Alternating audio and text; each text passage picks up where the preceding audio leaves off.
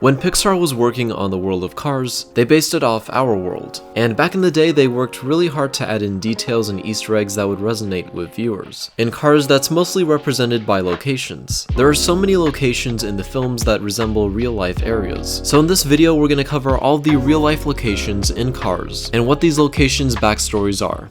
So let's start off at the very beginning. This is Motor Speedway of the South. This racetrack is located in Motor City, which obviously doesn't exist. We don't really get an idea of where this is exactly, but it's going to be in a southeastern region. I've heard some say that it could be in Nashville, Tennessee, which would make sense because we have a road trip that takes place in order to get to Route 66, Ornament Valley. This location where we see Lightning Racing Dock was based off of Monument Valley, with its incredible sights and those mountain-looking pillars.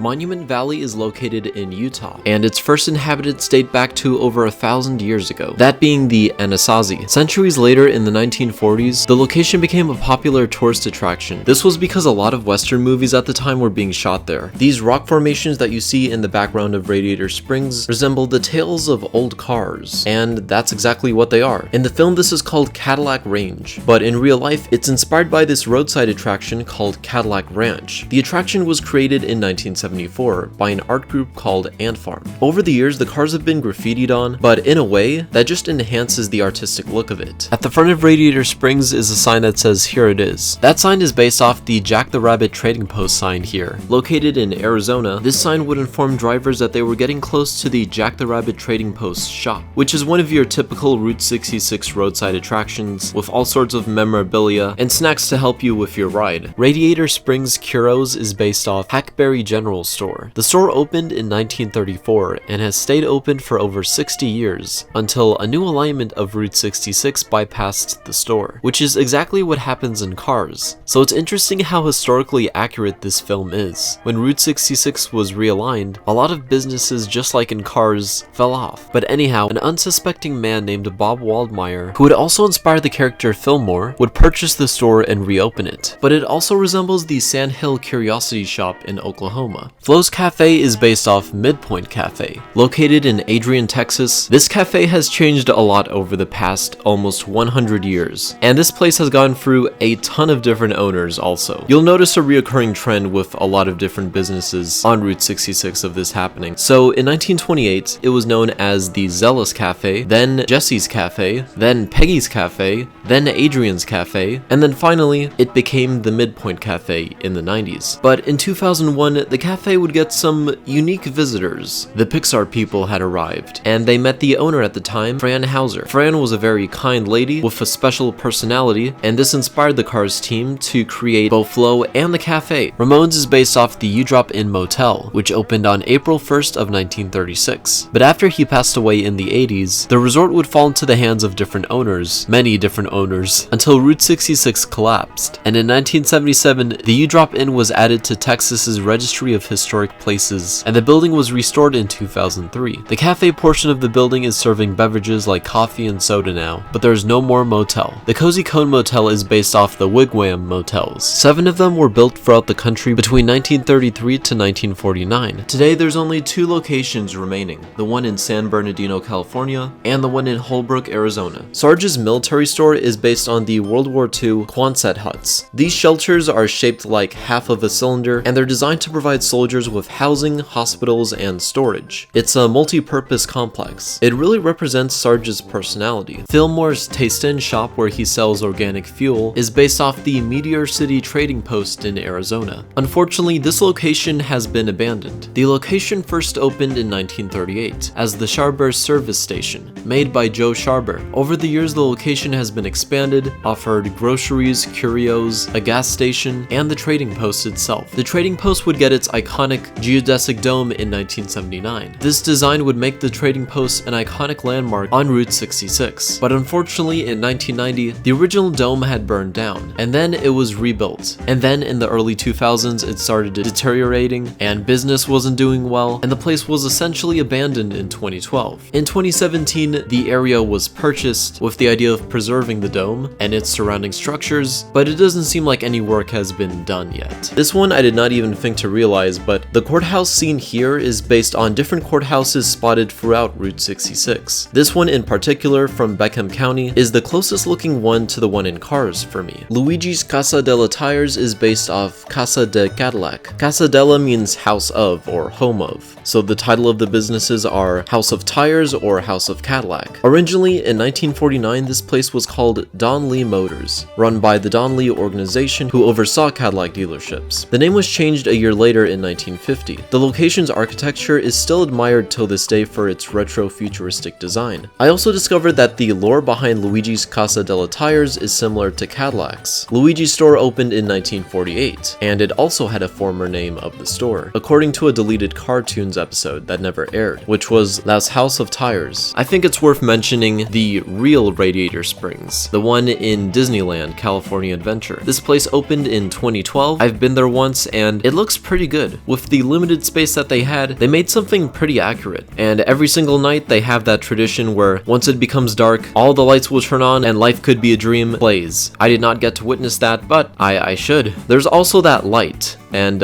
you know, I've been thinking about this as a kid. Is Fillmore right about his theory that every third blink on this traffic light is slower? In the real world, obviously not. Traffic lights are programmed by computers to be accurate. I mean, someone could have programmed that one incorrectly, or it could be faulty, or it's just our human perception. Well, in this case, a car's perception. But in the film, though, did the animators make it slower? Let's put that to the test. I'm gonna throw a timer up here, and we're gonna time every single blink. Just a disclaimer though, I'm not gonna count the first light that we see in this scene, because the light was already on when we cut to it, so we have no clue when it started. Anyhow, let's begin. I'm telling you, man, every third blink is slower. The 60s weren't good to you, were they? But we've run into an issue. The scene just before this one also shows the traffic light, so I thought to also check that. And in this case, I really have no clue, because the last blink that we get is cut off. The only time that the third blink is slower is when we're with Fillmore. So then that begs the question, did Pixar do this intentionally because of this scene specifically, knowing that people wouldn't pay attention in the previous scene because it wasn't established at that time? Are we seeing this from Fillmore's perspective? What do you think? And finally, the Los Angeles Speedway is based off the Fontana Auto Club Speedway. It's said that over 100,000 cars attended this race. This is almost double of the real Speedway's capacity. And okay, we got everything. I hope you learned something new, or I don't know, didn't. If you like this video, then you should click on this thing, and also check out this past video I made talking about the real cars that were used to create the cars in the movie Cars. It's yet another fun video, and other than that, I guess that's it.